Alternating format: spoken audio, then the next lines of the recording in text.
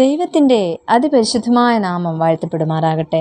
ആയുസ്സോടെയും ആരോഗ്യത്തോടെയും പുതിയൊരു പ്രഭാതം കൂടെ കാണുവാൻ ഇടയാക്കിയ ദൈവത്തിന് നമുക്ക് നന്ദി അർപ്പിക്കാം. ഇന്നത്തെ നമ്മുടെ വായനഭാഗം സങ്കീർത്തനങ്ങൾ 115 മുതൽ 118 വരെ. ഇന്നത്തെ കുറിവാക്യം 116 സങ്കീർത്തനം 1 വാക്യം. യഹോവ എൻ്റെ പ്രാർത്ഥനയും യാചനകളും കേട്ടതുകൊണ്ട് ഞാൻ അവനെ സ്നേഹിക്കുന്നു.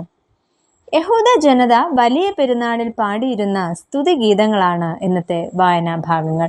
പ്രത്യേകിച്ച് പെസഹ പെരുന്നാൾ, കൂടാര പെരുന്നാൾ, പെന്തക്കോസ്ത് പെരുന്നാൾ തുടങ്ങിയ ഉത്സവങ്ങളിലും ഈ ഗീതങ്ങൾ അവർ ആലപിക്കാറുണ്ടായിരുന്നു. ഇവ ദൈവത്തിൻ്റെ വിടുതലും കരുണയും വിശ്വസ്തതയും സംരക്ഷണവും വിജയകരമായ രക്ഷയും തുടങ്ങിയ കാര്യങ്ങളെ വെളിപ്പെടുത്തുന്നവയാണ്. ഈ സങ്കീർത്തനങ്ങൾ ഓരോന്നും ദൈവത്തിൻ്റെ മഹത്വത്തെയും അവിടുത്തെ പ്രവൃത്തികളെയും സ്തുതിക്കുവാനുള്ള ആഹ്വാനമാണ് നമുക്ക് നൽകുന്നത്.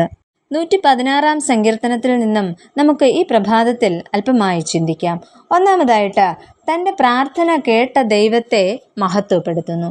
രചയിതാവ് ആരെന്നറിയാത്ത ഈ സങ്കീർത്തനത്തിൽ രോഗബാധിതനായി മരണത്തോളം എത്തിയെങ്കിലും ദൈവം തന്നെ വിടുവിച്ചത് മൂലം നന്ദി നിറഞ്ഞ ഹൃദയത്തോടെ ദൈവം തനിക്ക് ചെയ്ത കൃപകളെ ഓർത്ത് സ്തുതിക്കുകയാണ് സങ്കീർത്തനക്കാരൻ ചെയ്യുന്നത്. അങ്ങനെ തൻ്റെ പ്രാർത്ഥന കേട്ട ദൈവത്തെ അദ്ദേഹം സ്നേഹിക്കുകയും ജീവകാലമൊക്കെയും ദൈവത്തെ വിളിച്ചപേക്ഷിക്കുകയും ചെയ്യുമെന്ന് അദ്ദേഹം തീരുമാനിക്കുന്നു. പാതാള വേദനകൾ സഹിച്ചവനായി, കഷ്ടവും സങ്കടവും അനുഭവിച്ചവനായി, മരണപാശത്താൽ ചുറ്റപ്പെട്ടവനായ അനുഭവത്തിലെത്തിയപ്പോൾ തൻ്റെ പ്രാണനെ രക്ഷിക്കണമേ എന്ന യഹോവയുടെ നാമം അദ്ദേഹം വിളിച്ചപേക്ഷിക്കുന്നു. എന്നാൽ യഹോവ കരുണയും കൃപയുമുള്ളവനാകയാൽ രോഗത്തിൽ നിന്നും മരണത്തിൽ നിന്നും തന്നെ രക്ഷിക്കുകയും ചെയ്തു എന്ന് അദ്ദേഹം സാക്ഷ്യപ്പെടുത്തുന്നു. അതിനാൽ തൻ്റെ പ്രാർത്ഥന കേട്ട ദൈവത്തെ ഇവിടെ മഹത്വപ്പെടുത്തുവാൻ സങ്കീർത്തനക്കാരൻ തയ്യാറാകുന്നു. രണ്ടാമതായിട്ട്, ദൈവത്തിലുള്ള കലർപ്പില്ലാത്ത വിശ്വാസം. സങ്കീർത്തനക്കാരന് ദൈവത്തോടുള്ള കലർപ്പില്ലാത്ത വിശ്വാസമാണ് അദ്ദേഹത്തിന് ദൈവത്തോടുള്ള സ്നേഹം. ഈ സ്നേഹം നാം പ്രകടമാക്കേണ്ടത് ദൈവ സ്വഭാവങ്ങൾ നമ്മുടെ ജീവിതത്തിൽ പ്രകടമാക്കുന്നതിലൂടെയാകണം. തന്നിൽ ആശ്രയിക്കുന്നവർക്ക് യഹോവ സമീപസ്ഥനും തൻ്റെ സ്വഭാവങ്ങൾ അവർക്ക് വെളിപ്പെടുത്തി കൊടുക്കുന്നവനുമാണ്. നന്ദി നിറഞ്ഞ ഹൃദയത്തോടെ ദൈവിക ശുശ്രൂഷകളിൽ പങ്കാളികളാകുകയും ദൈവനാമത്തെ ഉയർത്തി ജീവിക്കുകയും ചെയ്യുന്ന ഒരു ജീവിത ശൈലിയാണ് ഈ സങ്കീർത്തനത്തിലൂടെ സങ്കീർത്തനക്കാരൻ നമുക്ക് കാണിച്ചു തരുന്നത്.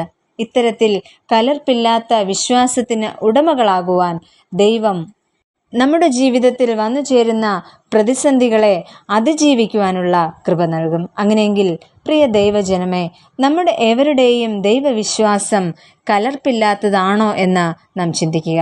നമ്മുടെ വിശ്വാസം അത്തരത്തിൽ സംരക്ഷിക്കുവാൻ നാം താല്പര്യപ്പെടുന്നുണ്ടോ? സങ്കീർത്തനക്കാരനെ പോലെ നമ്മുടെ പ്രാർത്ഥന കേട്ട ദൈവത്തെ മഹത്വപ്പെടുത്തുവാനും വിശ്വാസത്തിൽ കലർപ്പില്ലാത്തവരായി ജീവിക്കുവാനും തമ്പുരാൻ നമ്മെ ഏവരെയും സഹായിക്കട്ടെ. നമുക്ക് പ്രാർത്ഥിക്കാം. പ്രിയ കർത്താവേ, ഒരു പുതിയ പ്രഭാതം കൂടെ ഞങ്ങൾക്ക് അവിടുന്ന് നൽകിയല്ലോ. ഞങ്ങളെക്കാൾ എത്രയോ ശ്രേഷ്ഠർ ഈ ലോകം വിട്ട് മാറ്റപ്പെട്ടിരിക്കുമ്പോൾ ഒരു പ്രഭാതം കൂടെ കാണുവാൻ ഞങ്ങളെ ഇടയാക്കിയതിനായി നന്ദി പറയുന്നു. അവിടുന്ന് ഞങ്ങളുടെ കണ്ണിനെ കണ്ണുനീരിൽ നിന്നും, ഞങ്ങളുടെ കാലിനെ വീഴ്ചയിൽ നിന്നും, ഞങ്ങളുടെ പ്രാണനെ മരണത്തിൽ നിന്നും വിടുവിക്കുന്ന യഹോവയാകുന്നുവല്ലോ. കർത്താവെ, ഞങ്ങളുടെ വിശ്വാസത്തെ അവിടുന്ന് ഉറപ്പിക്കണമേ. കലർപ്പില്ലാത്ത വിശ്വാസമുള്ളവരായി അങ്ങയോട് ചേർന്ന് ജീവിക്കുവാൻ ഞങ്ങളെ ഇടയാക്കണമെന്ന് യേശുവിൻ നാമത്തിൽ അപേക്ഷിക്കുന്നു. കേൾക്കണമേ. ആമേൻ.